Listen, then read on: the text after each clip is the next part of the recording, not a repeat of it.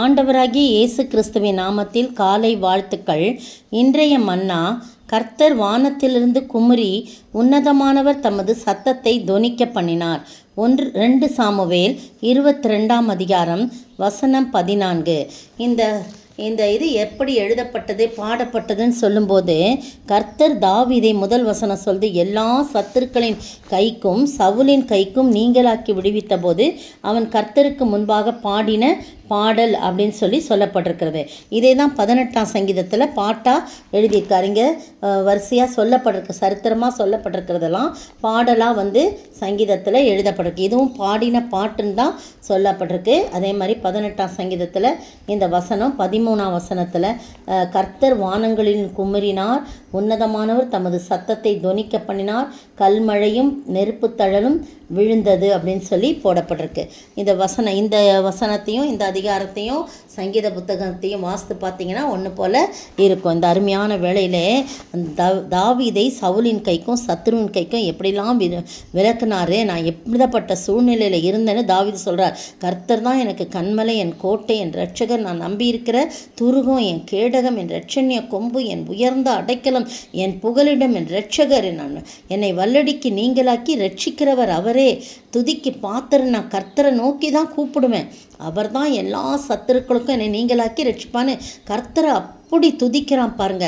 மரண அலைகள் என்னை சூழ்ந்து கொண்டது, துர்ச்சன பிரவாகம் என்னை பயப்படுத்தினது, பாதாள கட்டுகள் என்னை சூழ்ந்து கொண்டது, மரண கண்ணிகள் என்மேல் விழுந்தது. ஆனால் எனது நெருக்கத்தில் நான் கர்த்தரை நோக்கி கூப்பிட்டேன். 7ஆம் வசனம் பாருங்க. எனக்கு உண்டான நெருக்கத்தில் கர்த்தரை நோக்கி கூப்பிட்டு என் தேவனை நோக்கி அபயமிடுறதுனா அப்படியே கெஞ்சுறது. அப்போ நம்ம தமது ஆலயத்திலிருந்து எனது சத்தத்தை கேட்டு, என் சத்தத்தை அவர் கேட்டு அவர் சத்தத்தை என்ன பண்ணாரு, தொனிக்க பண்ணி சத்துருவை முறியடித்தார். அதுதான் இங்கே ரொம்ப முக்கியமானது. இதில் 7ஆம் வசனத்தில் ஆலயத்திலிருந்து என் சத்தத்தை கேட்டார், என் கூப்பிடுதல் ஒரு செவிகளில் ஏறிட்டுன்னு சொல்லிட்டு, அந்த 14ஆம் வசனம் கர்த்தர் என் சத்தத்தை கேட்டார், கர்த்தர் வானத்திலிருந்து குமுறி உன்னதமானவர் தமது சத்தத்தை தொனிக்க பண்ணினார், அவர் அம்புகளை எய்து அவர்களை சிதறடித்தார், மின்னல்களை பிரயோகித்து அவர்களை கலங்க பண்ணினார். பாருங்க 17ஆம் வசனம், உயரத்திலிருந்து அவர் கை நீட்டி என்னை பிடித்து ஜலப்பிரவாகத்திலிருந்து என்னை தூக்கி விட்டார், என்னிலும் பலவான்களாயிருந்த என் பலத்த சத்துருவுக்கு என் பகையருக்கும் என்னை விடுவித்தார் என்று சொல்கிறார். அந்த வசனம் அந்த 2 சாமுவேல் 22 அதிகாரத்தை நீங்கள் ஃபுல்லாக வாசித்து பாருங்கள். அப்படியே நம்மளுடைய வாழ்க்கையில் நடந்த சம்பவங்கள்லாம் அதில் எழுதப்பட்டிருக்கு. இந்த அருமையான வேளையிலே நீங்களும் நானும் கர்த்தரை எந்த சந்தர்ப்பத்திலும் அவரை மகிமைப்படுத்தி பாடினா, என் மீட்பர், என் இரட்சகர், என் தேவன், நான் நம்பியிருக்கிறவர், துச்சன பிரவாகம் என்னை சூழ்ந்து கொண்டது அப்படிலாம் சொல்லி, ஆனாலும் என் நெருக்கத்திலேருந்து நான் கூப்பிட்டேன். நீங்களும் நானும் அப்படி கூப்பிட பழகிக்கொள்வோம். அப்போ நம்முடைய சத்தத்தை கேட்டு அவர் வானத்திலிருந்து தமது சத்தத்தை முழங்க பண்ணி நமக்கு விரோதமாக எழும்பின எல்லா காரியங்களையும் முறியடித்து போடுவா. இதை வாழ்க்கையிலே அனுபவித்திருக்கிறோம், நான் அனுபவித்திருக்கிறேன், நீங்களும் அனுபவித்திருப்பீர்கள். அனுபவிக்காதவர்கள் இன்னும் அனுபவிக்கும்படியாக அவரை நோக்கி நாம் சத்தமிட்டு கூப்பிடுவோம். ஆனால் அதற்கு முன்னதாக நம்ம ப்ரேயர் ரிக்வெஸ்ட் சொல்கிறதுக்கு முன்னதாக ஆண்டவரை நான் எல்லா சூழ்நிலைகளும் அவரை மகிமைப்படுத்தி விட்டு அப்புறம் நம்ம ரிக்வெஸ்ட்டை சொல்லும்போது கர்த்தர் இறங்கி வருவார். யோ, என் பிள்ளை எப்படிலாம் என்னை துதிக்குது, இந்த சூழ்நிலையில் என்னை எவ்வளவாய் துதிக்கிறாள் என்று சொல்லி அவர் இறங்கி வருவார். வானத்திலிருந்து சத்தத்தை தொனிக்க பண்ணுவார். நமக்கு விரோதமாக எழும்பியவர்களை முறியடித்து போட்டு நம்மை உயரத்திலிருந்து கீழே இருந்து அவர் கையை நீட்டி நம்மளை தூக்கி விடுவார். ஆபத்து நாளில் எனக்கு எதிரிட்டு வந்தார்கள், கர்த்தரோ எனக்கு ஆதரவாக இருந்தான்னு சொல்லி 19ஆம் வசனத்தில் சொல்லப்பட்டிருக்கு. நீங்கள் இதையும் 18ஆம் சங்கீதத்தையும் நீங்கள் வாசித்து பாருங்கள். அவ்வளவு அருமையான ஒரு காரியத்தை அந்த இடத்துல தாவீது வெளிப்படுத்த கர்த்தர் ஆவியானவர் தாவீதின் மூலம் வெளிப்படுத்த பார்க்குறோம். அப்படிப்பட்ட ஆசீர்வாதத்தை நாம் பெற்று வாழ ஆண்டவர் தாமே கிருபை செய்வாராக. ஆமேன்.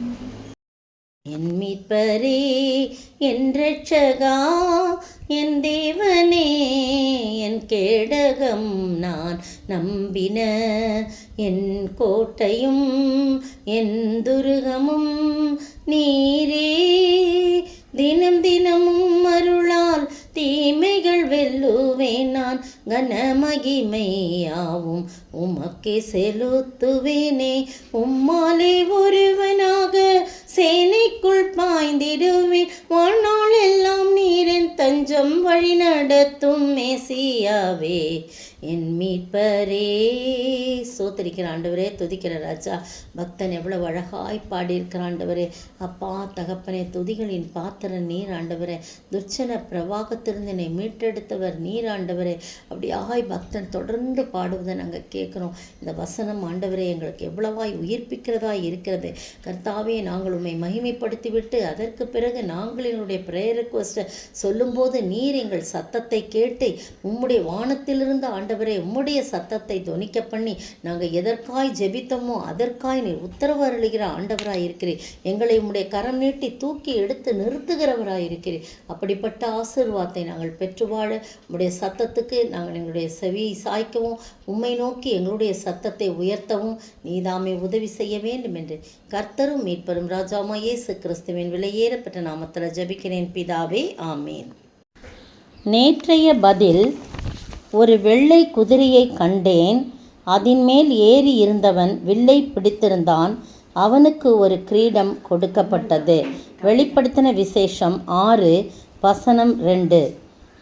இன்றைய கேள்வி: எது போல எவைகள் விழுந்தது? எது போல எவைகள் விழுந்தது?